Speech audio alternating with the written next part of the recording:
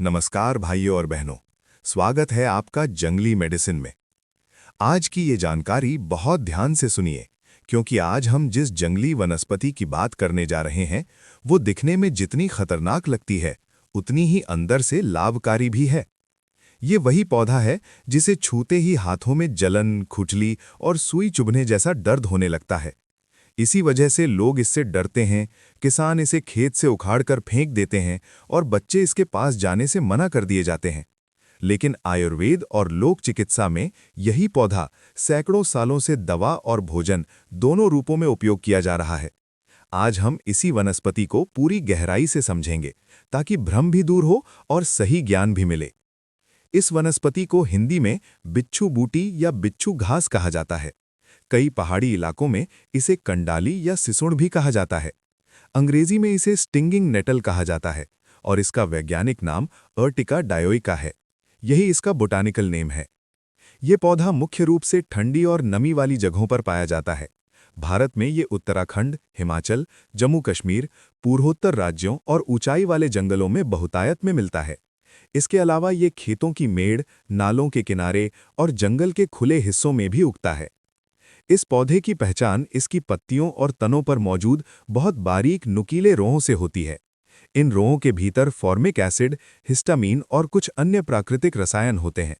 जब ये त्वचा को छूते हैं तो ये रसायन त्वचा में प्रवेश कर जाते हैं, जिससे जलन और खुजली होती है। लेकिन यही रोएं जब सुखाने, उबालने या पकाने की प्रक्रिया से गुजरते हैं तो इनका तीखापन खत्म हो जाता है और पौधा पूरी तरह सुरक्षित बन जाता है। आयुर्वेदिक दृष्टि से बिच्छू बूटी का रस कषाय और तीक्ष्ण माना गया है। इसका वीर्य उष्ण होता है और विपाक कटु बताया गया है। गुणों की बात करें तो ये लघु और रूक्ष है। प्रभाव के स्तर पर यह विशेष रूप से वात और कफ दोष पर कार्य करती है। जिन शरीरों में ठंड, जकड़न, भारीपन, सूजन और अवरोध अधिक होता है, वहां ये जड़ी बूटी अंदर तक काम करती है। पित्त प्रकृति वालों को इसका उपयोग बहुत सावधानी से करना चाहिए। अब बात करते हैं इसके औषधीय गुणों की। बिच्छू बूटी का सबसे प्रमुख प्रभाव जोड़ों और नसों पर देखा जाता है। जिन लोगों को गठिया, घुटनों का दर्द, कमर दर्द, गर्दन की अकड़न या पुराना वात रोग रहता है, उनके लिए ये वनस्पति बहुत उपयोगी मानी जाती है। ये शरीर में जमी हुई ठंड को हटाने में मदद करती है, सूजन को कम करती है और नसों में रक्त संचार को बेहतर बनाती है। इसी कारण पहाड़ी क्षेत्रों में इसे जोड़ों के दर्द की जड़ी बूटी कहा जाता है। खून की शुद्धि में भी बिच्छू बूटी का बहुत महत्वपूर्ण स्थान है।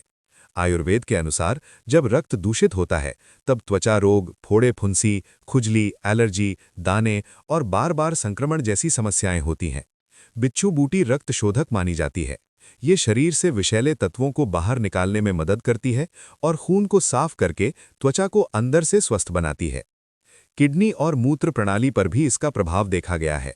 ये मूत्रल है, यानी पेशाब की मात्रा को बढ़ाकर शरीर में जमा अतिरिक्त पानी और अपशिष्ट को बाहर निकालने में सहायक होती है। जिन लोगों को पैरों में सूजन, चेहरे पर सूजन, पेशाब में रुकावट या जलन की समस्या होती है, उनके लिए इसका सही प्रयोग लाभकारी माना गया है। बिच्छू बूटी का उपयोग एनीमिया यानी खून की कमी में भी किया जाता है। इसमें प्राकृतिक रूप से आयरन, कैल्शियम, मैग्नीशियम और विटामिन सी पाए जाते हैं। यही कारण है कि पहाड़ी इलाकों में इसे कमजोर लोगों और महिलाओं के लिए पोषक सब्जी के रूप में खिलाया जाता रहा है। ये शरीर में हीमोग्लोबिन बढ़ाने में सहायक मानी जाती है। अब बात करते हैं इसके भोजन के रूप में उपयोग की, जो बहुत कम लोग जानते हैं। उत्तराखंड, नेपाल और हिमालयी क्षेत्रों में बिच्छू बूटी को सब्जी के रूप में बड़े चाव से खाया जाता है। इसे स्थानीय भाषा में कंडाली की सब्जी कहा जाता है। इसके लिए सबसे पहले कोमल पत्तियों और ऊपरी हिस्से को चुना जाता है। इन्हें अच्छी तरह धोकर उबाला जाता है। उबालने से इसके जलन पैदा करने वाले तत्व पूरी तरह नष्ट हो जाते हैं। इसके बाद इसे सरसों के तेल, लहसुन और हल्के मसालों के साथ पकाया जाता है।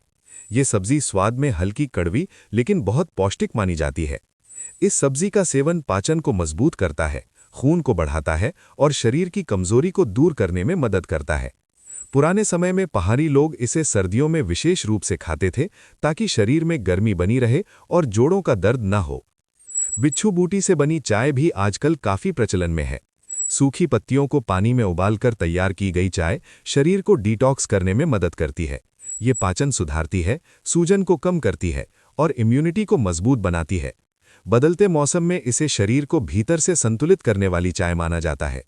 हार्मोनल संतुलन पर भी इसका प्रभाव देखा गया है। पुरुषों में प्रोस्टेट से जुड़ी समस्याओं में और महिलाओं में हार्मोन असंतुलन से होने वाली दिक्कतों में इसका सहायक रूप से उपयोग किया जाता है।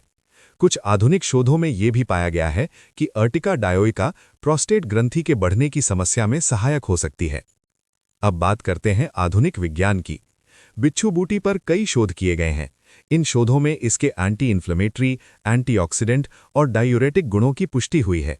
इसमें मौजूद फ्लेवोनॉइड्स और फिनोलिक यौगिक शरीर में सूजन और ऑक्सीडेटिव स्ट्रेस को कम करने में मदद करते हैं। अब प्रयोग की बात करते हैं। सबसे सुरक्षित प्रयोग इसका काढ़ा या चाय है, जिसे सूखी पत्तियों से बनाया जाता है। दिन में एक बार सीमित मात्रा में लिया जाता है। दूसरा प्रयोग इसका चूर्ण है, जो बहुत कम मात्रा में गुनगुने पानी के साथ लिया जाता है। तीसरा प्रयोग इसका भोजन के रूप में सेवन है, यानी सब्जी के रूप में, जो सबसे सुरक्षित और पारंपरिक तरीका माना जाता है। बाहरी प्रयोग में इसे तेल या सेक के रूप में जोड़ों पर लगाया जाता है, लेकिन ये केवल जानकार वैद्य की देखरेख में ही करना चाहिए। अब आपसे एक सवाल, आप इस वनस्पति को क्या नाम से जानते हैं और आपके यहाँ इसका कैसे उपयोग किया जाता है? क्या आपने इसे सब्जी के रूप में खाया है या औषधि के रूप में इस्तेमाल किया है? अपने अनुभव कमेंट करके जरूर बताइए, ताकि दूसरे लोग भी लाभ उठा सकें।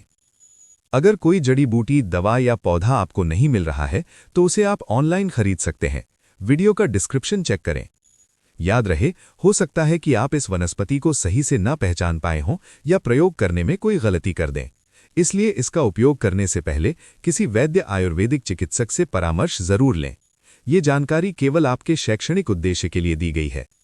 वीडियो को लाइक करें, शेयर करें और अगर आपने अभी तक जंगली मेडिसिन चैनल को सब्सक्राइब नहीं किया है तो जरूर कर लें। उम्मीद करता हूं आज की जानकारी आपके लिए लाभकारी रही होगी। फिर मिलते हैं एक नई जानकारी के साथ नई वीडियो में। तब तक के लिए नमस्कार। जय आयुर्वेद।